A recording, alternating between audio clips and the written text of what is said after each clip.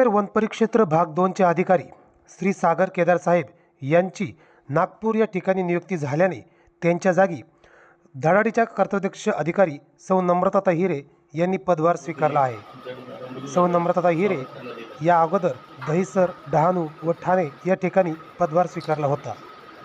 One संवर्धन, one संपत्ती संरक्षण, अवैध वृक्षतोड, अवैध अतिक्रमण अशा अनेक गुन्ह्यांवर त्यांनी धडाकेबाज कारवाई केली आहे। धडाकेबाज व कर्तव्यदक्ष अधिकारी म्हणून सौ नम्रताताई हिरे यांची ख्याती आहे। संगमनेर वनपरिक्षेत्र भाग 2चा त्यांनी पदभार स्वीकारला, त्याबद्दल अनेकांनी त्यांना शुभेच्छा दिल्या। पाहूयात सविस्तर वृत्तात।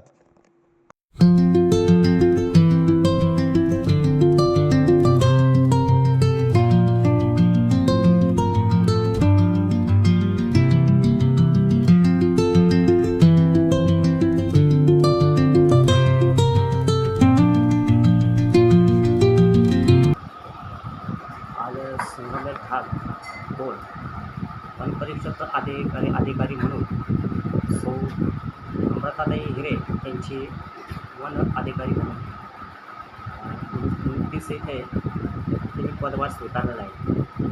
मॅडम, आपण या अगोदर कोणत्या ठिकाणी कार्यरत होता?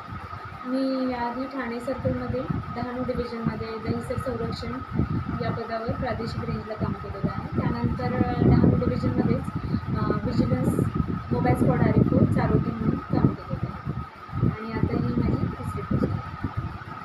आपल्या या वन विभागामध्ये किती वर्षाची सर्व्हिस झाली? वन विभागामध्ये तसं बघायला गेलं तर माझी 18 वर्षांची सर्व्हिस झाली आहे। वनपाल असतानाचे वर्ष पकडून आणि आता हे आरएफओचे माझं तिसरं टॅग आहे।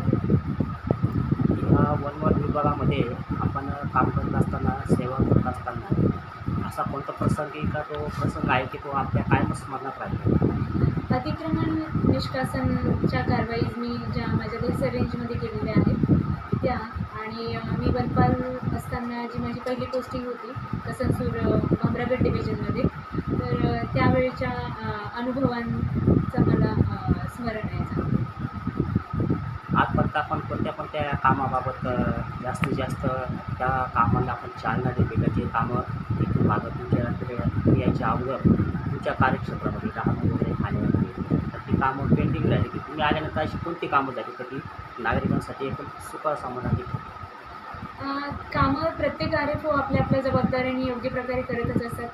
फक्त नवीन व्यक्ती आल्यावर तो त्याच्या जोमाने ते कामं पुढे नेतो। त्यामुळं पेंडिंग म्हणण्यापेक्षा आपण त्याला नवी दिशा देत असतो। तर त्याप्रकारे मी अतिक्रमण निर्मूलन तसंच अवैध वृक्षतोडीला आळा घालणे अशा प्रकारची कामं केलेली आहेत।